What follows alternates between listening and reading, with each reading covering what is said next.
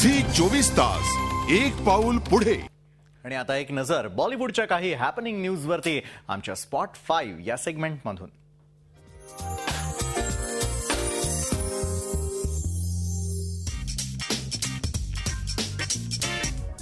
सगळीकडे सध्या सैफ करीनाच्या लग्नाच्या चर्चा होत असल्या तरीही एक वेगळी कुजबुजही ऐकू येते ती सैफच्या कॉन्ट्रोवर्सीची. काही महिन्यांपूर्वी सैफचं एका व्यावसायिकाशी हॉटेलात झालेल्या बाचाबाचीचं प्रकरण आता पुन्हा डोकं वर काढणार आहे. कारण इक्बाल मीर शेख या दक्षिण आफ्रिकेतल्या बिझनेसमननं आपण सैफ विरुद्ध दाखल केलेली तक्रार मागे घेणार नसल्याचं सांगितलंय. तसंच सैफ करीनाची सध्या लग्नाची गडबड असली तरीही आम्हाला त्यांच्या वैयक्तिक आयुष्याशी काहीही कर्तव्य नाही. न्यायालयाबाहेर आम्ही कोणतीही तडजोड करणार नाही. सैफ विरुद्ध न्यायालयातच लढून आम्ही आमचा न्याय मिळवू असंही इक्बालनं ठामपणे सांगितलंय. अक्षय कुमारचा खिलाडी 76 हा सिनेमा लवकरच आपल्या भेटीला येणार आहे. मात्र या चित्रपटाच्या निमित्तानं अक्षयनं एक नवं पाऊल उचललंय. आजवर खिलाडी, मैं खिलाडी तू अनाडी, सबसे बडा खिलाडी, मिस्टर अँड मिसेस खिलाडी, खिलाडी 420 या खिलाडीपटांची सिरीज अक्षयनं बिग स्क्रीनवर साकारली. आता मात्र खिलाडी हा ट्रेडमार्क आपल्या नावावर करण्याचा निर्णय अक्षयनं घेतलाय.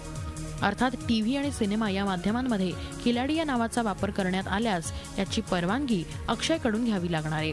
लवकरच तो हा ट्रेडमार्क मुंबई आणि दिल्लीतल्या ट्रेडमार्क ऑफिसमध्ये रजिस्टर करणार आहे. खिलाडी हो तो ऐसा.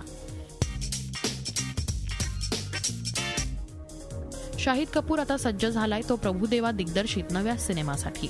वॉन्टेड आणि रावडी राठोड या प्रभूच्या दोन्ही बॉलिवूड सिनेमांना मिळालेलं तिकीट खिडकीवरचं यश पाहता त्याच्या पुढल्या सिनेमाकडे सगळ्यांचंच लक्ष लागलंय.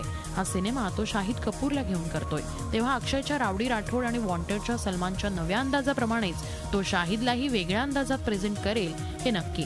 सध्या प्रभुदेवा शाहिदसाठी एक गाणं कोरिओग्राफ करतोय. दरवेळीप्रमाणे याही गाण्यात तो शाहिदला एक वेगळी स्टाईल देणार आहे. प्रकाश झा यांच्या चक्रव्यूह या सिनेमाची सध्या बॉलिवूडमध्ये चर्चा आहे. कारण आहे या सिनेमाची वेगळी थीम. नक्षलवादी चळवळ आणि त्याचे पडसाद हे खास प्रकाश झा स्टाईलनं चक्रव्यूहमध्ये टिपण्यात आलंय. लंडन फिल्म फेस्टिवलमध्ये हा सिनेमा नुकताच दाखवण्यात आला आणि तिथे या सिनेमावर कौतुकाचा वर्षाव झाला.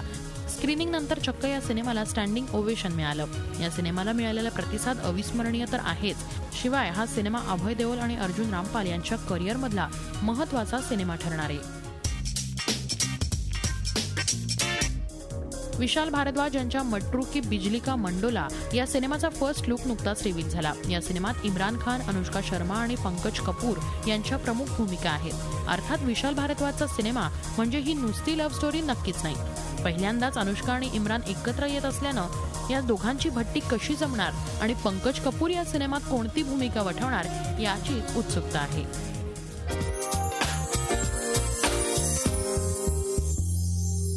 झी 24 तास एक पाऊल पुढे.